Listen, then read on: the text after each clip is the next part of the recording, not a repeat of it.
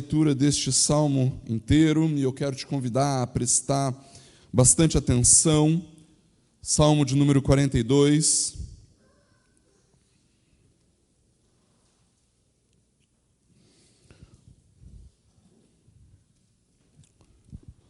O salmo que inaugura a segunda divisão do Saltério, que inicia o livro 2 do livro dos Salmos. Salmo de número 42, a palavra do Senhor diz assim: assim como a corça suspira pelas correntes das águas, assim por ti, ó Deus, suspira a minha alma. A minha alma tem sede de Deus, do Deus vivo. Quando irei e me apresentarei diante da face de Deus? As minhas lágrimas têm sido o meu alimento dia e noite, enquanto me dizem continuamente: e o seu Deus, onde está? Lembro-me destas coisas, e dentro de mim se derrama a minha alma, de como eu passava com a multidão de povo e os guiava em procissão à casa de Deus, entre os gritos de alegria e louvor, multidão em festa. Por que você está abatida, ó minha alma? Por que se perturba dentro de mim? Espere em Deus, pois ainda o louvarei, a Ele meu auxílio e Deus meu.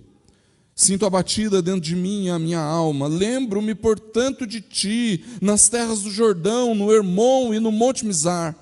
Um abismo chama outro abismo, ao ruído das tuas cachoeiras.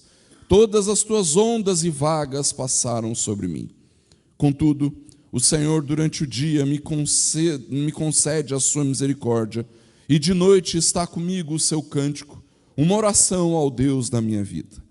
Pergunto a Deus, minha rocha: por que te esqueceste de mim?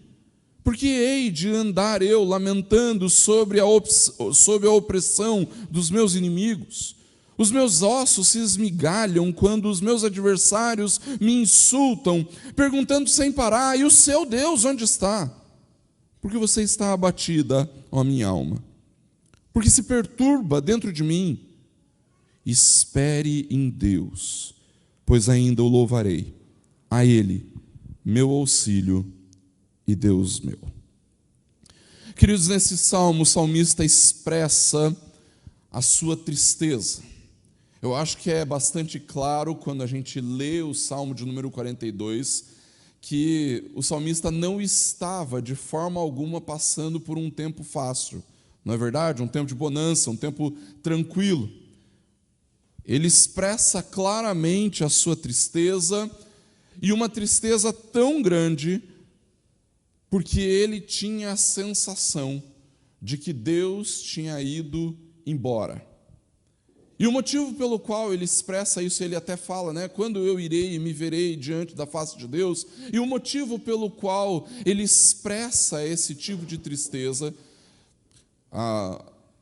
ou que nós podemos perceber esse tipo de tristeza, é porque, por algum motivo, o salmista estava impedido de ir à casa de Deus. Ele estava impedido de participar da vida do templo e de louvar ao Senhor com o seu povo e tudo mais. Ele, inclusive, cita no versículo 4 que ele lembra de quando ele ia junto com a multidão, guiando a multidão em cantos de alegria e de louvor, mas agora, por algum motivo, ele está impedido de ir à presença de Deus. E é muito importante que nós entendamos, queridos, que naquele tempo, a teologia estava muito vinculada à realidade do templo. Hoje, talvez, nós olhemos para a realidade da graça e nós saibamos que nós, mesmo impedidos de frequentar a igreja, mesmo impedidos de irmos até o templo, nós sabemos que podemos viver diante da face de Deus por causa de Cristo. No entanto, a aplicação é muito fácil, não é verdade? É perceber que quando o povo de Deus está reunido, então Deus se faz presente em seu meio. E é curioso, queridos, que o salmista em nenhum momento ele acha que frequentar o templo é uma coisa menor ou uma coisa secundária. Veja que o autor da palavra de Deus, ele olha para quem Deus é, e para a presença de Deus no templo, e para a presença de Deus em meio ao seu povo, e fala assim: eu queria estar lá. Eu gostaria muito de estar com o povo de Deus. E é curioso, queridos, que alguém assim veja muito mais valor na presença do povo de Deus e no Deus que se manifesta em meio ao seu povo, do que muitas vezes nós mesmos, que por qualquer motivo, às vezes, nos ausentamos da vida da igreja. Se você quiser saber mais sobre o assunto, eu tenho escrito sobre isso na pastoral do boletim. Você pode acompanhar por lá. No entanto, queridos, a gente pode olhar para este salmo e se perguntar quais eram os motivos que vinham afastando este homem de Deus da comunhão, vinham afastando esse homem de Deus da presença de Deus.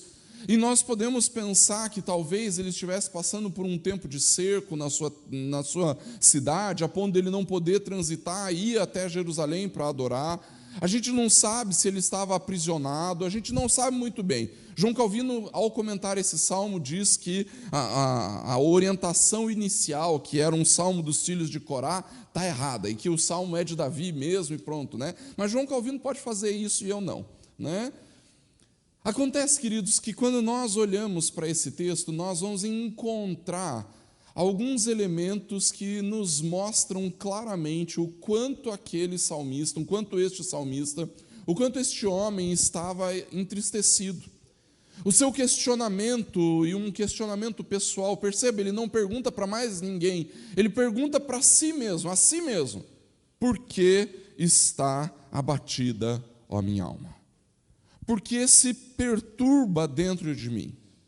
Queridos, a verdade que nós carregamos aqui é que na maior parte dos momentos de tristeza da nossa vida, nos motivos que geraram a tristeza em nós, nós trazemos um relacionamento interno, um relacionamento pessoal durante os momentos de tristeza.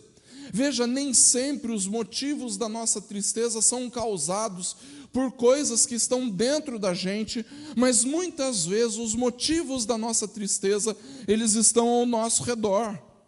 São relacionamentos complicados que nós vivemos, são problemas financeiros, ou então é um problema profissional, um problema vocacional. E quando nós enfrentamos tempos assim, queridos, nós temos a tentação de pensarmos que Deus não se faz presente, que existe um aparente afastamento de Deus. A verdade, queridos, é que Deus não está de longe. Nós é que por causa da nossa tristeza achamos que Ele está.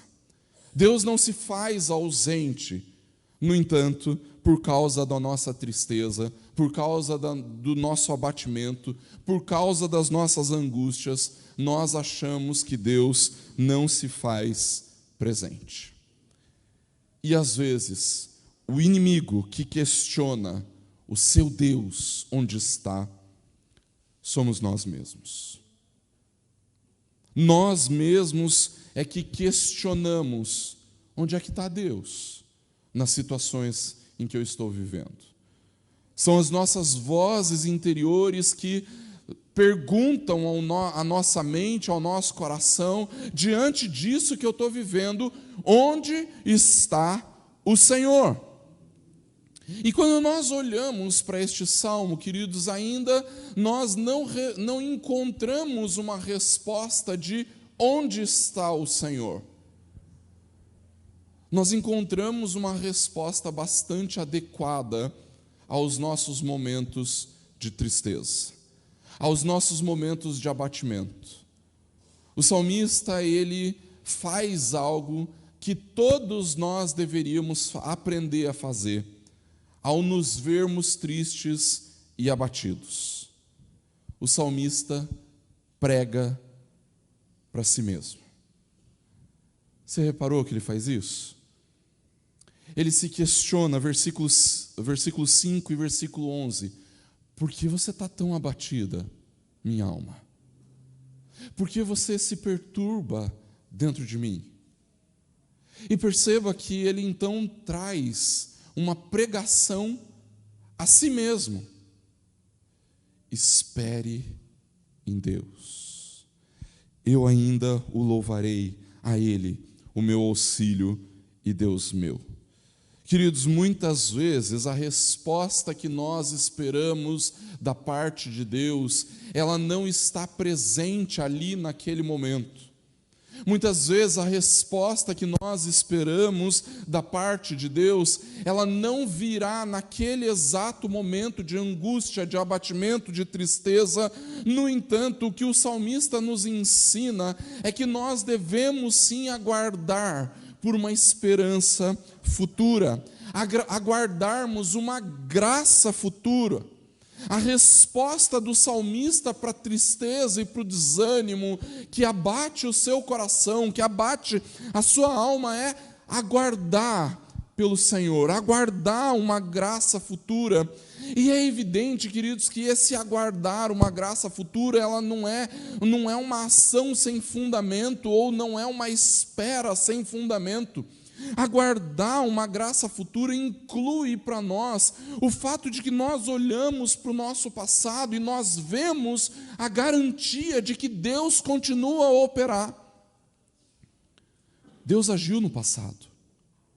Ele não nos abandonou quando vivíamos tempos difíceis lá no passado. Essa é a garantia, queridos, de que Deus nunca nos abandona. E mesmo que agora nós estejamos inundados num mar de tristeza, numa realidade de angústia, numa realidade de abatimento, ainda assim nós podemos olhar para o passado e, sabendo que Ele agiu, crer que Ele vai agir. Crer que Ele vai agir. Crer que Ele não está ausente. Apesar de parecer, Ele não está ausente. E crer, queridos, que Deus promete que não vai nos abandonar. É exatamente por isso, queridos, que nós podemos manter uma esperança em uma graça futura, aguardar uma graça futura. A pergunta que talvez você possa se fazer nesse momento é: pastor, eu sei de tudo isso, mas como é que eu posso aprender a viver tudo isso? A única resposta, queridos, é a resposta do salmista: pregue para o seu coração, pregue para a sua alma abatida, pregue para a sua alma entristecida. Uma das tarefas mais difíceis para um pastor, para um professor, é compreender e entender que a primeira audiência da sua pregação, que a primeira audiência da sua aula é Ele mesmo. Antes de pregar para vocês, eu preguei para mim mesmo. No entanto, esse não pode ser um exercício que apenas aqueles que ministram o povo de Deus têm. É um exercício que todos nós precisamos fazer. Diga a verdade, você não sabia que nós devemos olhar para o passado e pensar: Deus já agiu, Ele vai continuar agindo? Você não sabe disso? Sabe, não sabe? Não é a primeira vez que você está ouvindo isso. Você também sabe que, mesmo que pareça ausente, Deus está presente. Você não sabe disso? Com certeza sabe. Você não sabe que Deus é aquele que promete que nunca nos abandona? Você sabe disso. Como então nós lidamos com a tristeza? Como nós lidamos com o desânimo? Como é que nós lidamos com o abatimento da alma? Nós precisamos pregar para nós mesmos: espere em Deus, pois ainda o louvarei, a Ele, o meu auxílio e Deus meu. Ao invés de ouvir a voz do seu coração, que normalmente alimenta o desânimo, que normalmente alimenta a tristeza, experimente falar ao seu coração. Ao invés de dar ouvidos à sua alma abatida, fale para ela, pregue para ela, fale ao seu coração a respeito de quem Deus é. Fale ao seu coração a respeito daquilo que Ele já fez. Testemunhe para si mesmo. Eu vi Deus agindo em meio às minhas lutas no passado. Testemunhe para você mesmo. Lembre-se das promessas que Deus nos faz. Promessas de nos sustentar, de cuidar de nós, de manter a sua presença nas nossas vidas, apesar das lutas, apesar das dificuldades, em meio às lutas e dificuldades. Pregue para si mesmo. Queridos irmãos, nós perdemos tempo demais, ânimo demais, alegria demais, e nos angustiamos demais, porque nós ouvimos demais a nossa alma abatida, a nossa alma entristecida. Nós deveríamos nos dedicar mais em falarmos a nós mesmos a respeito daquilo que nós cremos.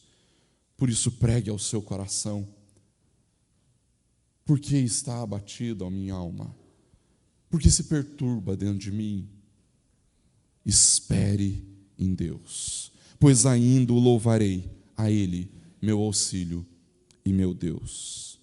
Você já percebeu que uma parte da sua tristeza, da sua infelicidade na vida, vem do fato de que você está ouvindo demais a si mesmo, ao invés de você falar consigo mesmo a respeito daquilo que você crê? Pense ou lembre-se daqueles pensamentos que você tem, que lhe vem à mente logo de manhã, quando você acorda.